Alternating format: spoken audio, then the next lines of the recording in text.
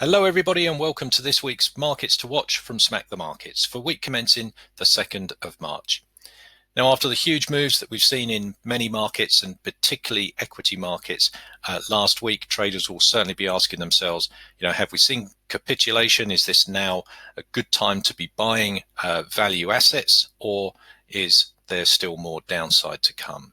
Well, certainly the main mover of the markets has been the coronavirus and the spread of that throughout many locations around the globe. Now, those spread has still continued to progress over the weekend. We're still hearing more bad news of increased number of cases as well. So it doesn't look like the coronavirus has been done yet, and looks like there's still more bad news from that topic to come. So let's take a look at some of the markets and some of the opportunities that we're keeping a close eye on in the trading room at the beginning of this week.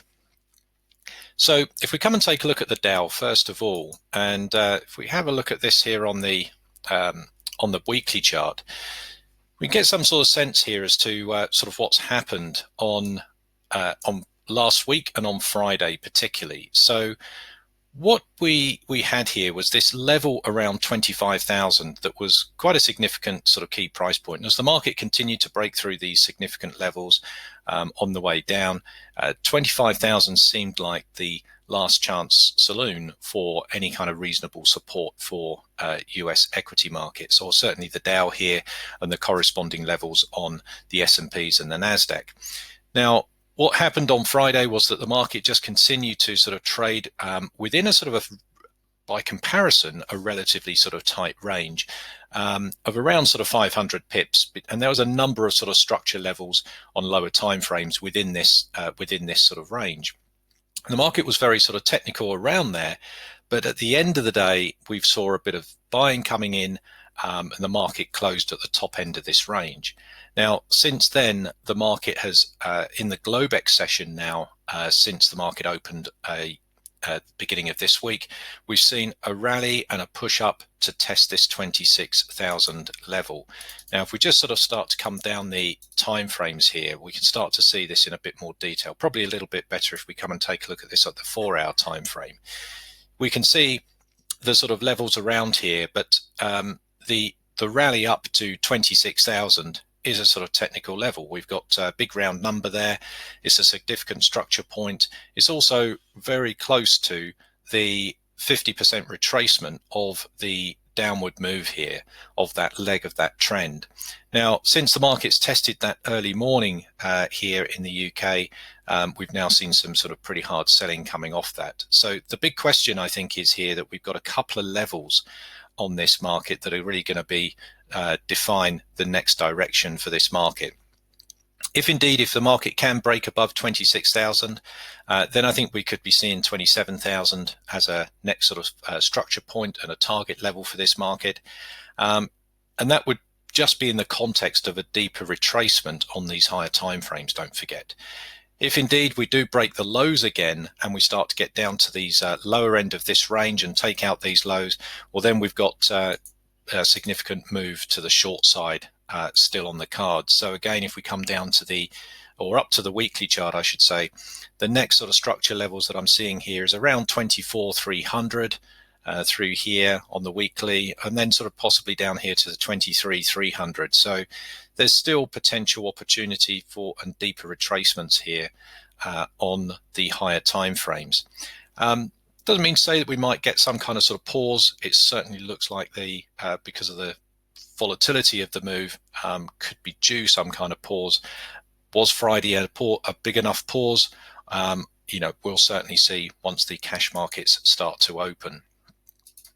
So from our trading perspective, in the trading room, we're very much looking at intraday trading opportunities on these markets, keeping a very close eye on those key structure points. So the low of last week and also that 26,000 level to the high side now. Now, if we come to the currency markets here, there's been a real push for strength into the yen, and that's been one of the safe haven markets that's really been benefiting. This morning here, or since the markets have opened this week, we've seen a a reverse of that. We've seen selling in the yen. It's just really looks like it's a technical retracement at the moment. If we come down and take a look at the higher time frames here, we can see last week's action, and we can see, more importantly, this week's action so far. So far the market has, after breaking the low of last week, we've now had a rally up. It's pushed above the key 108 level, but now the market just seemingly not being able to hold up there and starting to sell off again. Now note underneath here, there still looks significant distance to the short side on this market. Even if we were to get some sort of kind of move down here to part way down to around sort of 107, there's still significant distance to the short side potential for this market. So coming down to the daily time frame, again we can see a couple of levels, technical levels in around here. So there's around 107,900 and that 108 level. There's a couple of technical levels there. We can see at the moment that the price here has tested 108.40, failed to hold up there, and is looking particularly sort of weak off that underneath those levels now. So our opportunities that we're going to be looking for here is continued strength in the yen, and looking at opportunities to take advantage of that. Dollar yen here looking like one of those potential markets that could continue its short trend here. So the 4-hour time frame, we can see that the market has just pulled back into these technical levels that we've discussed on the higher time frames, 108, 108.50. That also coincides with the geometry zone here, and we've got some strong technical selling off those levels. So again, still looking for continued opportunities short on these yen markets. Dollar yen being one of the favorites, also sort of Kiwi yen and Aussie yen also close behind as well. Another market here that we're also liking the look of is Great British Pound. Great British Pound on the weak side, in fact. If we take a look at some of the inherent strengths and weaknesses at the moment, the Swissy being particularly strong as another safe haven market. Great British Pound against the Swissy, does fall in line with that strengths and weakness analysis. So again, looking at continued weakness on Great British Pound against the Swissy. So again, if we look at this from a higher time frame perspective, we can see that there has been some very strong moves last week. Again, this week so far, we've only just starting the week and we've broken last week's low, and starting to look like we're pushing possibly down here for a test of 122 at least in the near term. If we come down to the daily time frame, again, you can see that the market is right in a trading window at the moment, down to 122.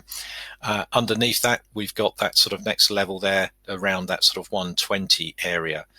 Now, at the moment, we're still seeing continued weakness in Great British Pound. This market, again, strengths and weaknesses supporting continued sort of weakness. So we're looking really on these lower time frames and even up to the mid time frames here, where there is sort of good market geometry and potential sort of trading opportunities to trade with the trend. So there's a few markets there that we're keeping a close eye on in the trading room going into the start of this week. I certainly hope it helps, and look forward to speaking to you next time. Bye for now.